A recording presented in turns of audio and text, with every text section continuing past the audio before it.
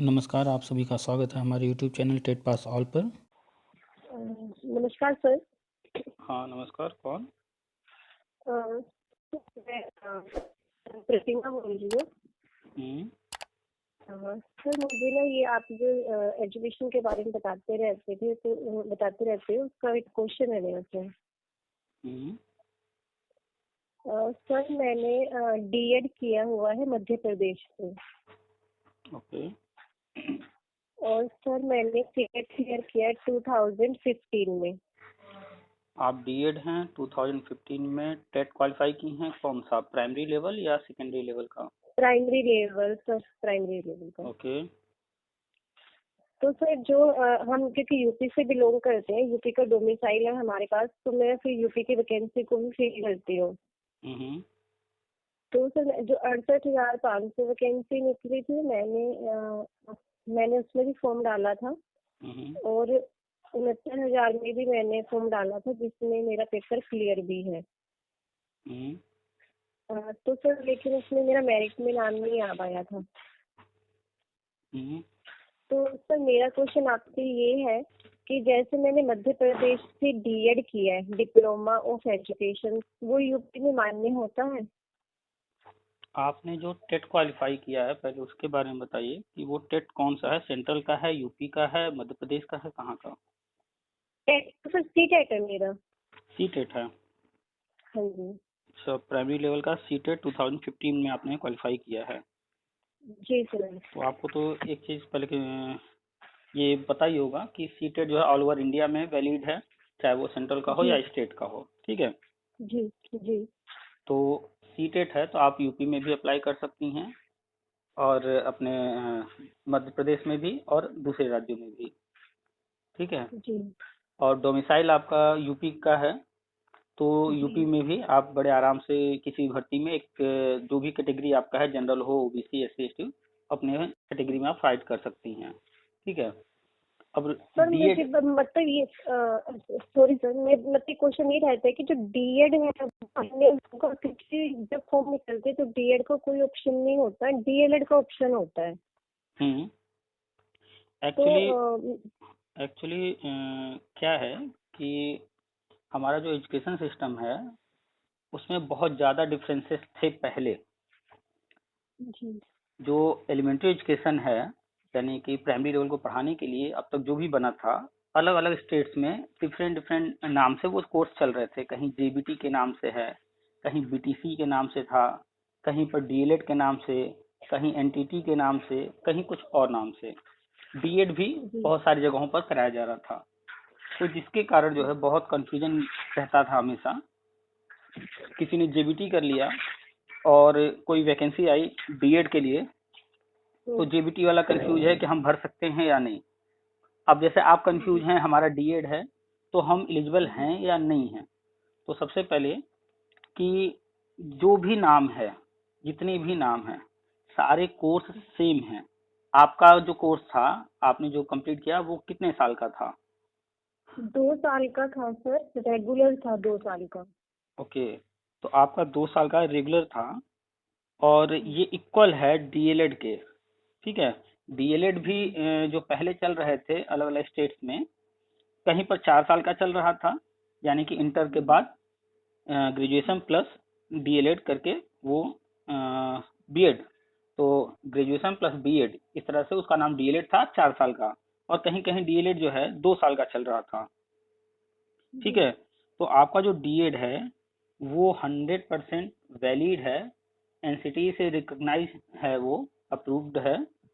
और जी यूपी में जो भी वैकेंसी आती है, उसमें बहुत सारे ऑप्शंस दिए होते हैं कि आपने ये कोर्स किया है, ये कोर्स किया है, ये कोर्स किया है, या आया करके बहुत सारे नाम रखते हैं। तो आपका जी डीएड वैलिड है, चाहे वो यूपी हो या अदर स्टेट्स हो। ठीक है। और कुछ? जी। सर और सेकंड क्वेश्चन ये है मेरा हम्म। कि मैं आपकी सारी वीडियो सुनती रहती हूँ, जैसे कि अभी ये होगा जो आप कहते हैं समग्र शिक्षा अभियान चलेगा, हम्म। तो सर उसमें यूपी में जितने टेट पास है, क्या वो सभी लिए जाएंगे? इतनी जितने टेट पास कैंडिडेट है उतनी सीटें होंगी जब उसमें ये देखा जाएगा कि हमारे सीटेट में कितने मार्क्स हैं, ये सब होगा? देखिए, कोई भी चीज करने के लिए परिस्थितियां कराती हैं, ठीक है। अभी आपका घर जो है उसमें जो भी सदस्य हों, जितने भी सदस्य हों, मान लेते हैं मम्मी पापा भाई बहन जो भी हों, या हस्बैंड सास ननद ससुर जो भी लोग हों, लिमिटेड मेंबर्स होंगे, 4 6 जो भी। तो आपके घर में अभी बहुत ज्यादा काम नहीं है, तो आप जो है घर में झाड़ू पोछा के लिए किसी को हायर कर ली, बर्तन वर्तन धुलने के लिए किसी को हायर कर लेंगे, खाना बनाने के लिए, यानी 1 2 3 लोगों को आप हायर कर लेंगे, काम घर का चलता रहेगा, है ना। जी वहीं अगर आपके घर जो है बर्थडे पार्टी या किसी का एंगेजमेंट या शादी वादी आ जाए, तो जो सिचुएशन होगी उसके अकॉर्डिंग काम बढ़ जाएगा। बर्थडे पार्टी है 1 दिन के लिए, कुछ गेस्ट आएंगे, काम ज्यादा होगा। एंगेजमेंट वगैरह है, रिलेटिव्स भी आएंगे, थोड़ा और ज्यादा लोग हो सकते हैं। लेकिन शादी होगी तो जी बहुत ज्यादा लोग होंगे। तो ये डिपेंड जी करेगा कि जो आपका सिचुएशन है, अब आपको उसमें कितने लोगों की जरूरत है। तो आपको जब नॉर्मल कंडीशन है, जब किसी को हायर करना है कि नॉर्मल डे में कोई आए झाड़ू पोछा करे, कोई खाना पका दे, तो आप उस पे एक एक चीज बारीकी से देखेंगी, नहीं हमें ऐसा बंदा नहीं चाहिए जिसके हाथ में कोई प्रॉब्लम हो, है ना। जी जी अगर हाथ में प्रॉब्लम रहेगी तो वो काम अच्छे से नहीं कर पाएगा। हमें ऐसा कोई बंदा नहीं चाहिए जो कि अक्सर बीमार रहता हो। हमें ऐसा कोई बंदा नहीं चाहिए जो बहुत दूर रहता हो, फिर वो टाइम से आ नहीं पाएगा, आने जाने में बहुत दिक्कत होगी। तो हम बहुत सारी जी चीजों पर ध्यान दे करके उसके अकॉर्डिंग जो है फिर देखते हैं, चलो ये वाला नहीं से दूसरा कोई ट्राई करते हैं। 2 4 लोगों की जानकारी हुई, उनमें से जो हमें सुटेबल समझ में आया हम उसे हायर कर लिए, हाँ भैया तुम आ जाओ इस दिन से हमारे यहाँ काम करो। जी वहीं दूसरा बिल्कुल। सिचुएशन है, आपके घर अचानक से बर्थडे है, गेस्ट आने वाले हैं और काम नहीं चलने वाला है। तो जो आपके यहाँ काम करने वाली है या काम करने वाला है, आपने उससे कहा भैया कल थोड़े गेस्ट ज्यादा रहेंगे और आपसे अकेले मैनेज नहीं होगा, आप अपने साथ किसी और को भी लेते आना, तो जी 2 लोग रहोगे तो काम जल्दी हो जाएगा। उसने कहा ठीक है। अब वो अगले दिन अपने किसी पड़ोसी को या अपने भाई को या जिसको भी, अपने हस्बैंड को, अगर लेडीज है तो किसी को लेकर के आ गई, या बहन को, जो भी है। तो आप उससे ये नहीं पूछने जाएंगे इसको काम आता है या नहीं आता है, हमें जरूरत है, हमने उससे कहा वो लेकर आ गई, चाहे जैसे भी मैनेज होगा, है ना। या उससे आप कहेंगे नहीं बहुत बढ़िया ढूंढ करके लाना, ऐसा कहेंगे आप उससे, नहीं सर, ऐसा नहीं बोलेंगे। क्योंकि एक ही दिन की बात है ना। एक दिन के लिए हाँ चाहे जो जी भी आ जाएगा, चलो जैसे भी काम कर देगा।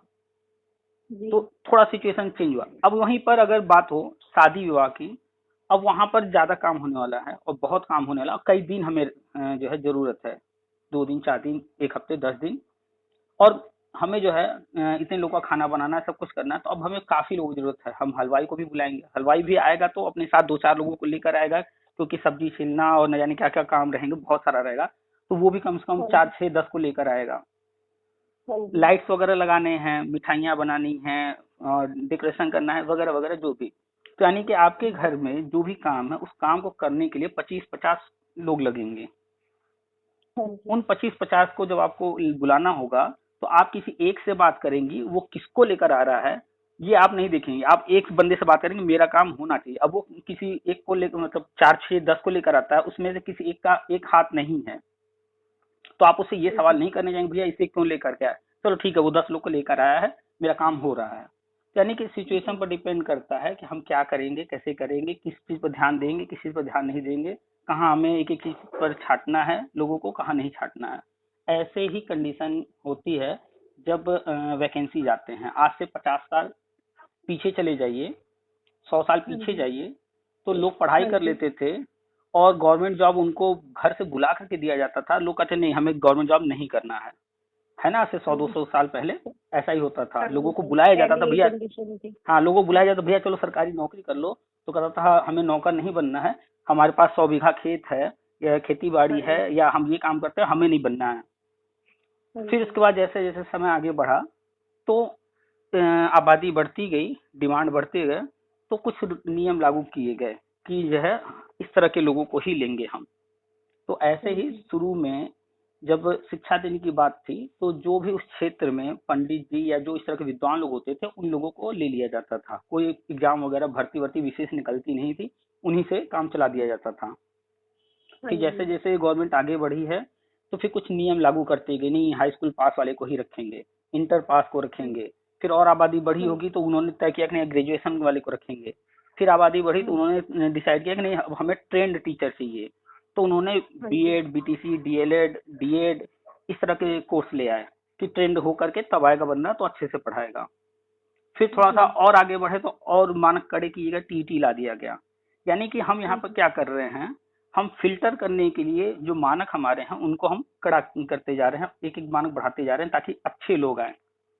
69,000 भर्ती थी, 4 लाख लोगों ने फॉर्म भरा। अब उन 4 लाख लोगों में से गवर्नमेंट किसी की दुश्मन नहीं है कि नहीं भैया तुमको हम नहीं लेंगे, तुम मत भरो फॉर्म, ऐसा तो है नहीं। वो वैकेंसी निकाल दिए, अब 4 लाख लोगों ने फॉर्म भर दिया। तो फॉर्म वैकेंसी निकालते वक्त उनके माइंड में रहता है कि 4 लाख लोग 10 लाख लोग फॉर्म भरेंगे, तो हम फिल्टर कैसे करें। आपने बहुत सारे टीवी शोज देखे होंगे, वहां पर डांस शोज होते हैं तो एलिमिनेट होते जाते हैं। डांस तो सब अच्छा कर रहे हैं, बट हमें किसी एक को डिसाइड करना है ना कि कौन सबसे बेस्ट है।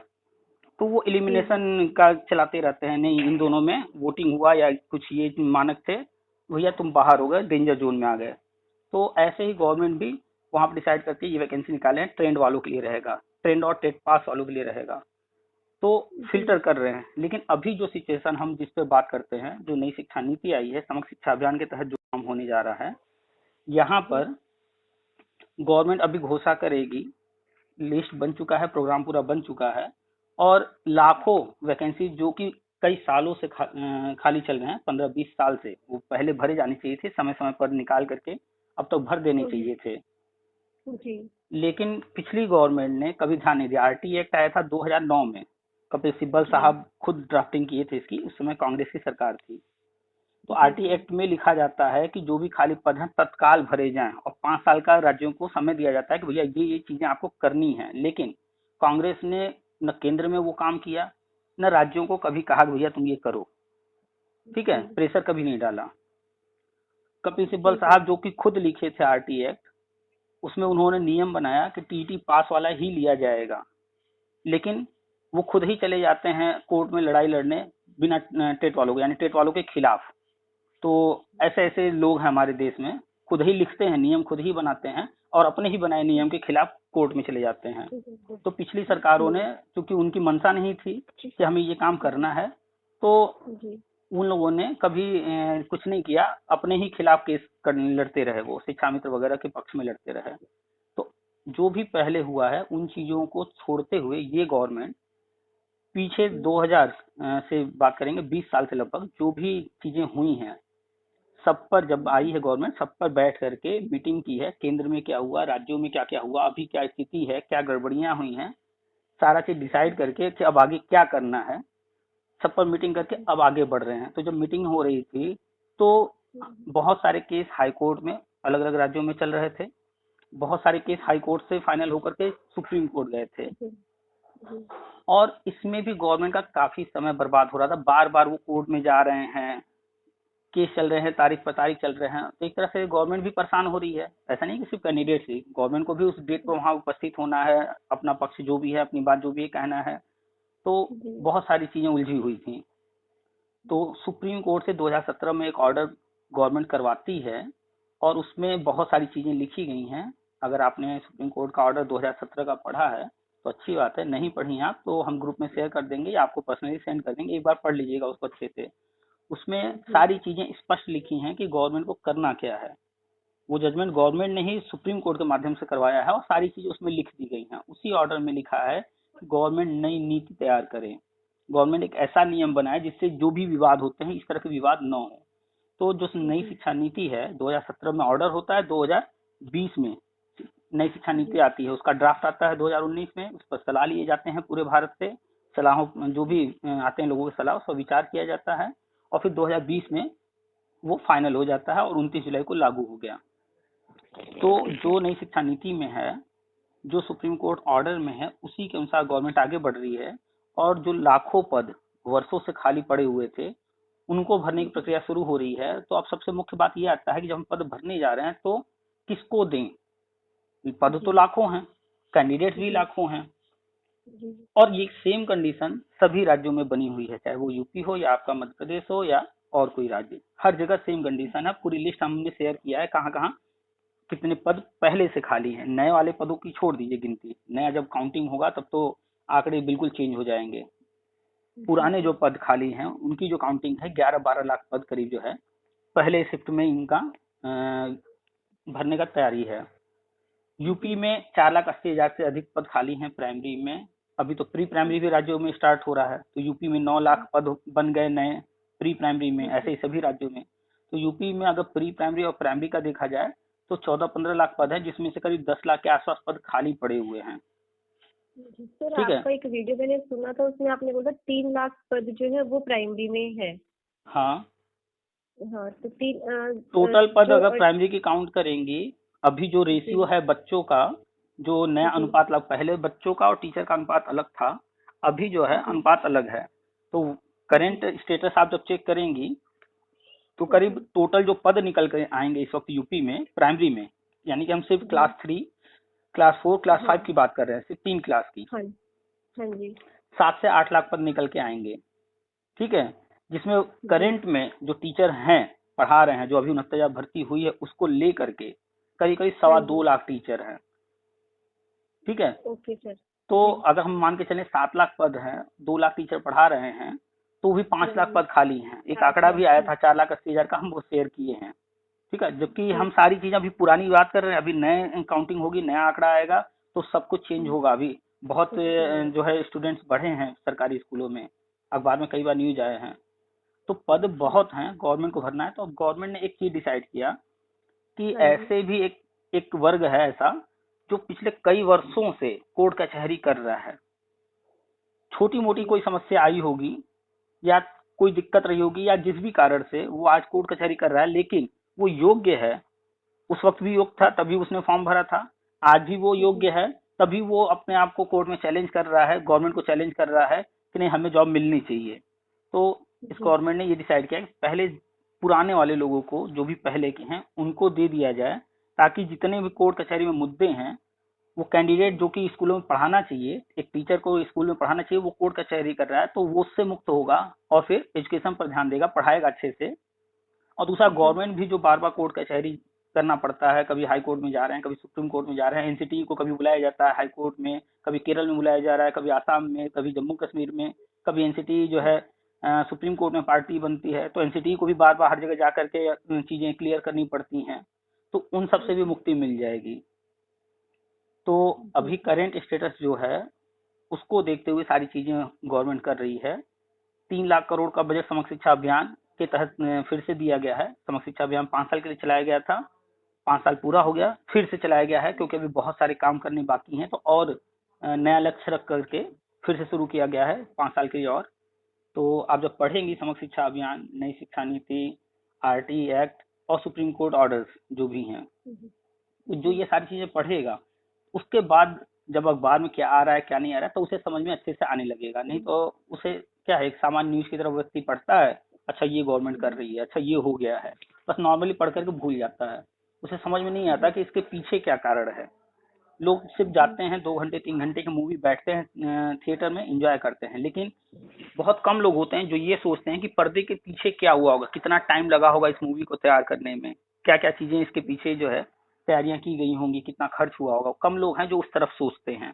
ज्यादातर लोग बस जाते हैं, एंजॉय करते हैं, 2 घंटे 3 घंटे की मूवी को कोई मतलब नहीं है कि इस मूवी के पीछे कितना समय लगा, कितनी मेहनत लगी, कितना पैसा लगा।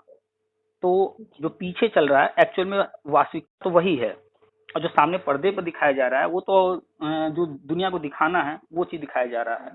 तो वही चीज है जो अखबारों में आता है, वो तो अभी जो कुछ जहाँ कहीं चल रहा है, गवर्नमेंट कुछ कह रही है या कोई मैटर हो गया, कहीं कोई धरना कर रहा है, कोई डिमांड कर रहा है, वो चीजें अखबार में आती हैं।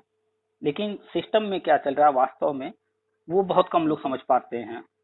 तो वही हम बताते रहते हैं। तो आप एमपी से है ना? हम सर एमपी से नहीं है, हम है यूपी से। अच्छा अच्छा, तो अभी आप हम एमपी में यूपी के हैं? ही रहने, अभी एमपी में भी नहीं है सर। एक्चुअली वो मतलब मैंने एमपी से ही अपना कोर्स किया है बस। अच्छा अच्छा, नहीं हम देखिए यूपी के रहने कोर्स, वाले हैं, लेकिन अभी हम कुछ टाइम के लिए ऐसे दिल्ली में रहते हैं सर। अच्छा अच्छा, देखिए पढ़ाई कोई जो है यूपी से करे, एमपी से करे, केरला से जाकर करे, तमिलनाडु से करे, या जाकर अमेरिका से कर ले, चाइना से कर ले, पाकिस्तान में पढ़ाई कर ले, पढ़ाई कोई कहीं से कर सकता है, पढ़ाई के लिए कोई बाउंडेशन नहीं है। नहीं सर, आपने इसलिए मेरे मन में डाउट आता था क्योंकि जब मैंने दोनों बार फॉर्म भरा है यूपी का, तो उसमें डीएड का ऑप्शन नहीं आता था, डिप्लोमा ऑफ एजुकेशन का नहीं आता था उसमें। तो मैंने दोनों ही बार डीएलएड जो डीएलएड वाला ऑप्शन आता है उस पर क्लिक करा के मैं अपना फॉर्म भरती थी। तो मुझे लगा कि कभी पेपर भी क्लियर हो जाए और वेरिफिकेशन के टाइम ये इशू खड़ा हो जाए कि आपका ये कोर्स इससे मैच ही नहीं करता। नहीं, ऐसा नहीं होगा। और अभी जो ये सब होने जा रहा है इसमें जी। कोई दिक्कत नहीं आने वाली है। लेकिन सर एमपी के किए हुए मेरी मतलब मैं यहाँ पे प्राइवेट स्कूल में पढ़ाती हूँ, तो जो मेरे साथ के थे उनकी काफी की जॉब लग भी चुकी है, 69,000 में लग गई है, वो भी एमपी से ही करके आए थे। तो उन्होंने बोला ऐसा कुछ नहीं है, हमारी भी तो लग गई है, ऐसा कुछ भी नहीं है। अच्छा, तो आप एक काम कीजिएगा, जी आप अपने मोबाइल में गूगल खोल जी लीजिएगा और चले जी जाइएगा एनसीटी के वेबसाइट पर।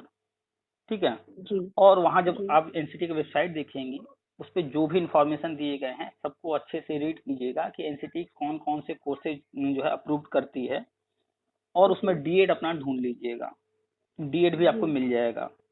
और जिस कॉलेज से आपने किया होगा तो जी उस कॉलेज का भी अप्रूवल कब मिला है उस कॉलेज को, वो भी आपको लेटर मिल जाएगा। वहाँ पूरे भारत को उन्होंने 4 जोन में बांटा है, ईस्ट वेस्ट नॉर्थ जी साउथ।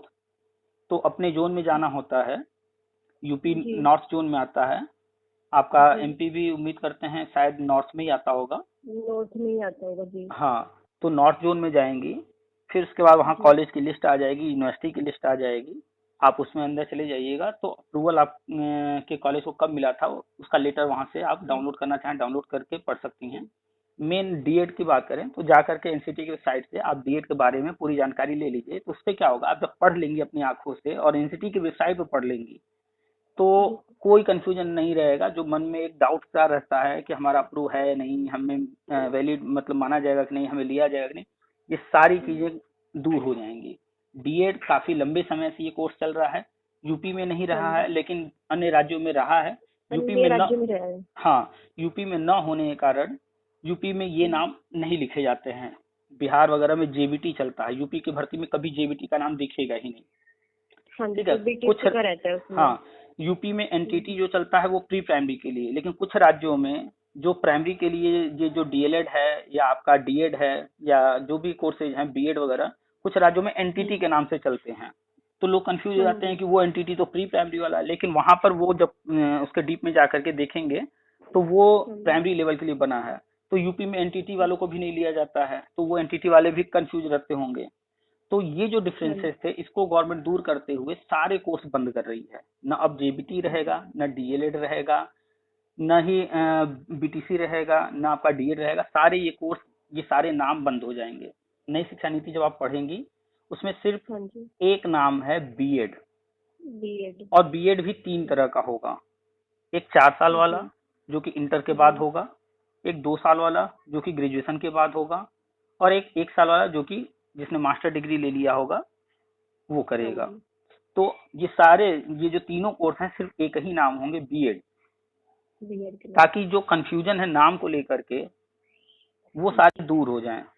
तो जी आपका सही, ये ठीक रहेगा। ऐसे हम्म जो कैंडिडेट कंफ्यूज रहते हैं अलग अलग नाम की वजह से, तो वो हम्म भी उनकी समस्या का तो भी समाधान हो जाएगा इससे। हाँ, तो वही हमने बताया ना, गवर्नमेंट हर एक पहलू पर कि किस कारण से विवाद हुए, हर एक छोटे छोटे जी पहलू पर बैठ करके मीटिंग करके, आप जानते हैं जब मीटिंग होती है केंद्र सरकार करेगी या राज्य सरकार, तो वहां पर कैसे कैसे लोग बैठते होंगे।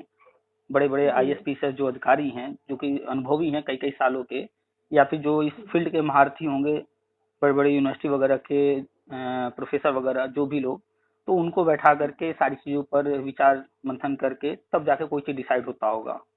जी जैसे नई शिक्षा नीति है, कस्तूरी रंगन जी हैं, उसके लिए उनकी जो अध्यक्षता में टीम बनी थी उन्होंने जो सब कुछ ड्राफ्टिंग किया और तैयार किया है।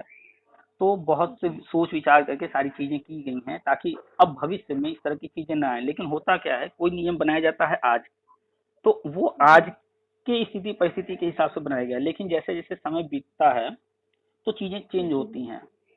ठीक है।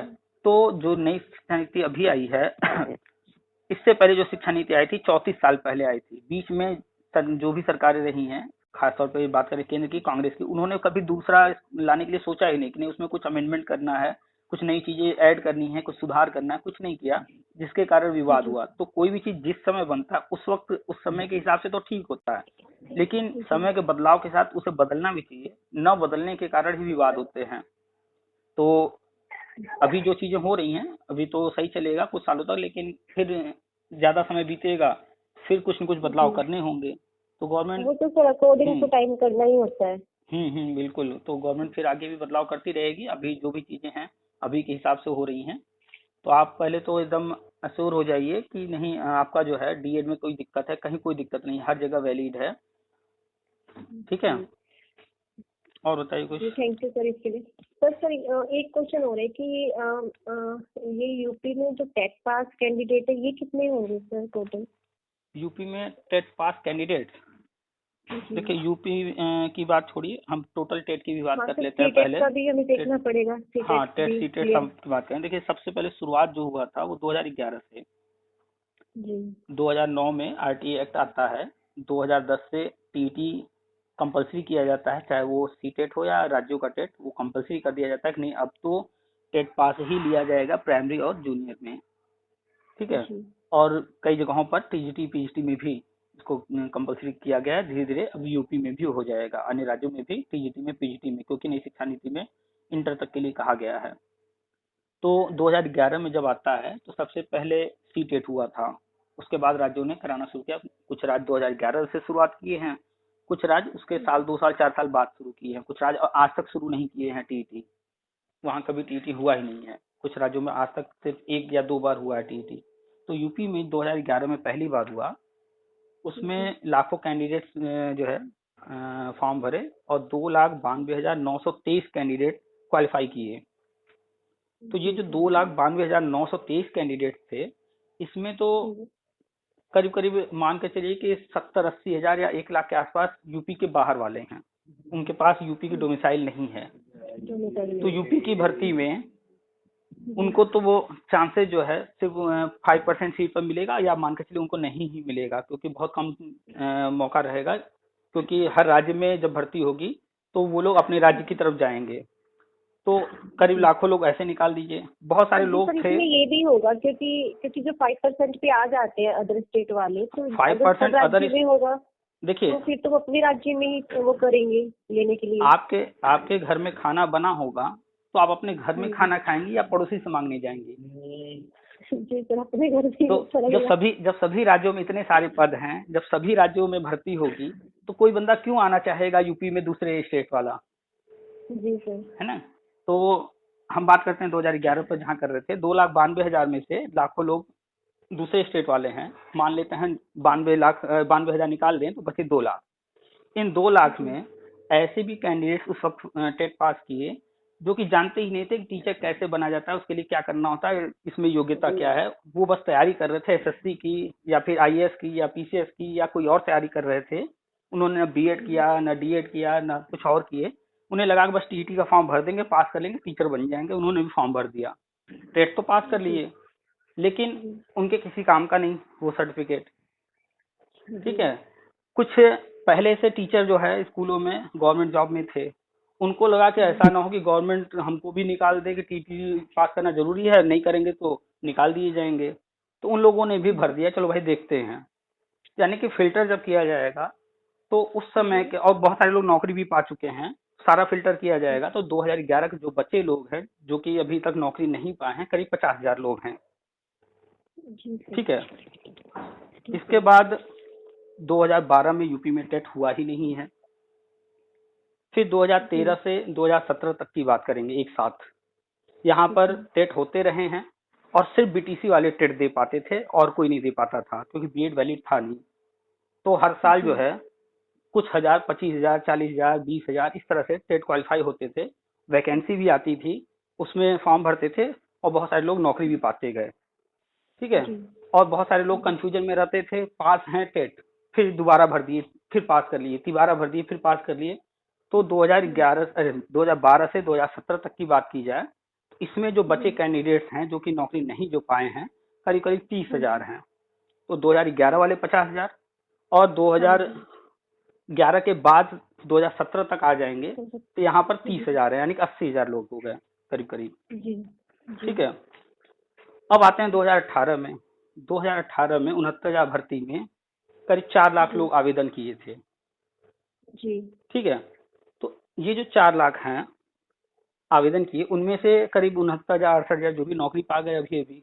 कुछ लोग टीजीटी में गए जी। होंगे, पीजीटी में, एलटी में, कुछ लोग और किसी डिपार्टमेंट में गए होंगे, ठीक है। जी तो 4 लाख में से हम 1 लाख निकाल देते हैं कि 1 लाख लोग कहीं ना कहीं सेटल हो गए, बचे 3 लाख। जी ये जो 3 लाख हैं, इनमें से बहुत सारे लोग ऐसे हैं जो कि 2011 या उसके बाद वाला टेट पहले से क्वालिफाई किए रहे होंगे, जी इनकी काउंटिंग हम लोग पहले ही कर चुके हैं वहां पर, जी ठीक है। जी तो सर, अगर जिनकी नौकरी नहीं लगी होगी वो तो भरे ही होंगे 2018 में, हाँ, तो बहुत वही सारे वाले लोग हैं। कैंडिडेट होंगे। जी बहुत सारे लोग हैं, और बहुत सारे जी ऐसे लोग भी फॉर्म भरे थे जो अभी बीएड या डीएलएड कर रहे हैं और फॉर्म भर दिया और टेट पास कर लिए थे, ठीक है। तो जी उनको छोड़ दिया जाए, यानी कि यहाँ पर जो फिल्टर करेंगे तो हम एक जी अनुमान लेके चलते हैं 1.5 लाख बचेंगे कैंडिडेट, 1.25 लाख, 1.5 लाख, 1 लाख जो भी, जो कि नौकरी जी एलिजिबल हैं पूरी तरह से और नौकरी नहीं पाए हैं।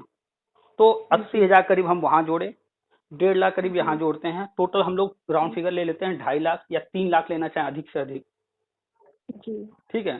तो यहाँ पर 2 से 3 लाख के बीच में लोग हैं जो कि 2011 से 2018 के बीच वाले हैं, टेट पास अखबार है। में।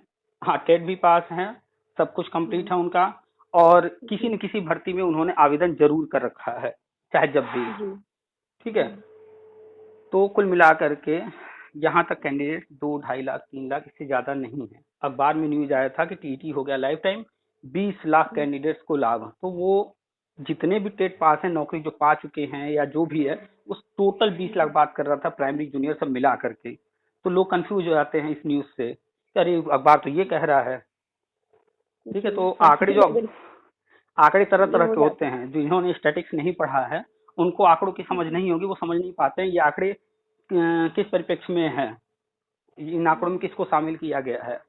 तो बहुत सारे लोग हैं कंफ्यूज हो जाते हैं अखबार को पढ़कर। तो वास्तविकता यही है कि यूपी में 2011 से 2018 के बीच में 2 से 3 लाख के बीच में कैंडिडेट्स हैं, इससे ज्यादा जी हैं ही नहीं। और गवर्नमेंट शुरुआत में इनको दे करके पुराना जितना भी मैटर है खत्म करने जा रही है, इनको ही नहीं, जो 2010 के पहले किसी भर्ती में आवेदन किए थे और किसी कारण से जी उनका नहीं हुआ, ऐसे लोग 5-10 जी हजार हैं 2000 से लेके जी 2010 के बीच में, उनको भी जी शामिल किया जा रहा है, उनको भी देकर उनका मैटर खत्म कर रही है गवर्नमेंट। जी तो तो क्लियर देखो हो फिर गया। तो सर यही होगा। हाँ जी, फिर तो यही होगा कि जितने भी मतलब टेट पास है उन सबका हो ही जाएगा। बिल्कुल, उसमें कोई इफ बट है ही नहीं। लोग इसलिए हम्म, कंफ्यूज रहते हैं कि वो बैठ करके सीरियसली डिस्कशन नहीं करते, हर बिंदु पर विचार नहीं करते, चर्चा नहीं करते, इसलिए समझ नहीं पाते हैं।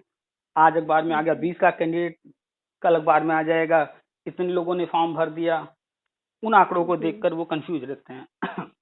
तो मेरे माइंड में भी इसीलिए आ रहा था कि अगर सीटें कम होंगी और सीटेड कैंडिडेट ज्यादा होंगे तो फिर कैसे हो पाएगा, फिर देखिए, क्या। जो सीटेट पास किया है, मान के चलिए जी कि 80% लोग अपने स्टेट का टेट भी पास किए रहते हैं, जी 80 से 90% लोग।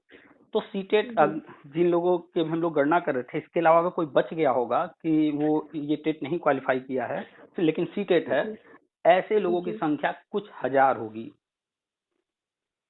नहीं जी तो जिसने सर सीटेट वैसे पास, इससे तो कोई दिक्कत नहीं आएगी ना, कि जैसे मैंने यूपी टेट नहीं किया, सी टेट किया होगा मैंने, इससे तो कोई दिक्कत नहीं होगा। नहीं कोई दिक्कत नहीं आने वाली है। सीटेट जो है वो केंद्र का है और पूरे भारत में वैलिड है। आने वाले वक्त में, भविष्य में हो सकता है कि राज्यों का टेट बंद कर दिया जाए और सिर्फ सीटेट ही चलता रहे, जी क्योंकि राज्यों में विवाद होते रहते हैं। तो सरकार इस जी पर विचार कर सकती है, या हो सकता है विचार चल रहा हो कि सिर्फ एक टेट होगा, वो केंद्र कराएगी, और जो जी भी भर्तियां निकलेंगी राज्यों को उन्हीं में से करना होगा। जैसे कि नेट है, यूजीसी नेट जी सिर्फ एक संस्था कराती है। जी अब चाहे वो केंद्रीय विश्वविद्यालय हो, या फिर कोई डीम्ड विश्वविद्यालय हो, या फिर कोई स्टेट विश्वविद्यालय हो, नेट जी क्वालिफाई बंदा लेना है तो वो नेट सिर्फ यूजीसी वाला ही है और कोई दूसरा नेट कराता ही नहीं है, सिर्फ यूजीसी जी के पास है। अभी तो फिलहाल शायद सीबीएसई को दे दिया गया है। तो नेट जो है, जो भी क्वालिफाई होगा तो वो एक ही संस्था से पास किया होगा। ऐसे ही विचार हो रहा है कि सिर्फ सीटेट रहेगा, राज्यों के टेट जी बंद किए जाएं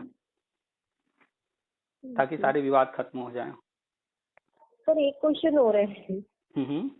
सर मेरे सुनने में ये आया है, जैसे अगर ऐसा ये होगा मतलब ज्वाइनिंग मिलेगी सबको, तो इसमें हम्म। ये सुनने में आया कि उनको 3 साल के लिए कॉन्टेक्ट बेस किया जाएगा और फिर कोई ना कोई उनसे एग्जाम लिया जाएगा रखने के बाद। आप थोड़ा सा पर्सनल सवाल कर रहे हैं, आपके संबंध आपके पड़ोसियों से, क्या जितने पड़ोसी हैं, जितने रिश्तेदार हैं, सबके साथ अच्छे हैं, या कुछ ऐसे भी हैं जिनसे थोड़ी बहुत नाराजगी चलती रहती है? सर ये तो होता ही है, थोड़ी बहुत वो तो रहता ही होगा सर, होता ही है ना। साथ ही। तो ऐसा जी कोई भी रिश्तेदार या पड़ोसी या कोई फ्रेंड होगा जो आपसे कुछ नाराज रहता होगा, या नेचर में उसके होगा कि शिकायत करने वाली, जी। तो जब भी आपकी बात उठेगी तो वो आपकी तारीफ करेगा या बुराई करेगा? तो वो तो फिर वही करेगा, बुराई करेगा। तो ऐसे ही हर जगह चलता रहता है कि अभी जो गवर्नमेंट है, सत्ता में है, तो उनके विपक्ष बहुत सारे हैं, एंटी पार्टी बहुत सारे हैं। तो जो ये अच्छा काम भी करेंगे उसकी तारीफ उनके मुंह से निकलेगा ही नहीं। चलिए मान लेते हैं कि जो प्रेजेंट गवर्नमेंट है, चाहे वो सेंट्रल की बात कर ले या यूपी गवर्नमेंट की, मान लेते हैं सबसे खराब गवर्नमेंट है, ठीक है।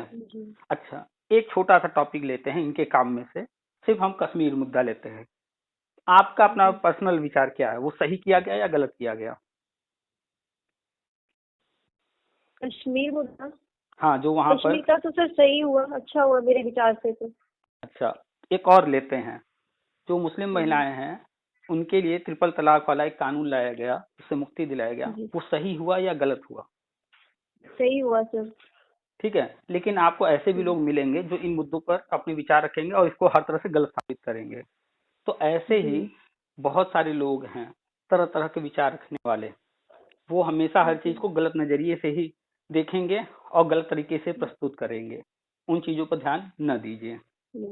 जो 3 साल वाला मैटर है, कि ये आज का नियम नहीं है, ये कांग्रेस का बनाया हुआ बहुत पुराना 60-70 साल पुराना नियम है कि कोई भी सरकारी नौकरी पाता है, अगर आपके घर में आपके फादर, ब्रदर या कोई भी रिलेटिव या कोई भी होगा जॉब में, उससे पूछिएगा जब उसने नौकरी पाया था तो शुरू के 2 साल 3 साल क्या रहा, कैसा रहा, तो बताएगा कि जो शुरू के 3 साल या 2 साल होते हैं वो प्रोबेशन पीरियड होता है, यानी कि उसमें आपके कार्य जो आप काम करते हैं उसकी देख रेख होती है।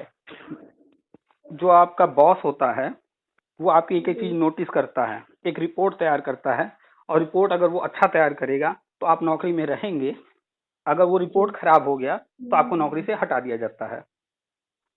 ये नया नियम नहीं है, ये नया कुछ भी नहीं किया गया है, सब पहले का बना हुआ है। आप जाकर गूगल कर लीजिएगा, आपको मिल जाएगा प्रोबेशन पीरियड के बारे में, चाहे वो केंद्रीय विद्यालय हो, नवोदय विद्यालय हो, या राज्य का, या कोई दूसरा डिपार्टमेंट, सब जगह ये नियम है। लेकिन इसको गलत तरीके से लोगों को गुमराह करके बेवकूफ बनाया जा रहा है, लोगों के दिमाग में गलत चीजें भरी जा रही हैं। आप ही बताइए कि आप जो है खाना पकाने के लिए किसी को घर पर रखेंगी, ठीक है। अब कोई आएगा तो क्या आप गांठ मान लेंगे? नहीं, अभी आ गया आजीवन यही काम करेगा, ऐसा तो है नहीं। आप कहेंगे ना कि नहीं, 1-2 दिन हम पहले देख लें कैसा बना रही है खाना, कहेंगी कि नहीं? 1-2 दिन तो आप उसको देखेंगे ना कि काम वो कर पा रही है कि नहीं कर पा रही है, उसके बाद डिसाइड करेंगे ना कि नहीं हमें फाइनली इसे रखना है या किसी और को चेंज करना है। तो ऐसे ही गवर्नमेंट भी, चाहे वो कोई डिपार्टमेंट हो, वो शुरू में आपके काम को देखती है कि आप ठीक से काम कर रहे हैं कि नहीं, उनके काम लायक हैं कि नहीं। जो भी आपका अधिकारी होता है वो रिपोर्ट तैयार करता है। तो इन चीजों से गुमराह न होइए और लोगों की नेगेटिव बातों पर ध्यान मत दीजिए। जो भी न्यूज आती है कहीं से सुनने में आया, पहले उसकी जांच पड़ताल कीजिए अच्छे से कि इसमें कितनी सच्चाई है, ठीक है।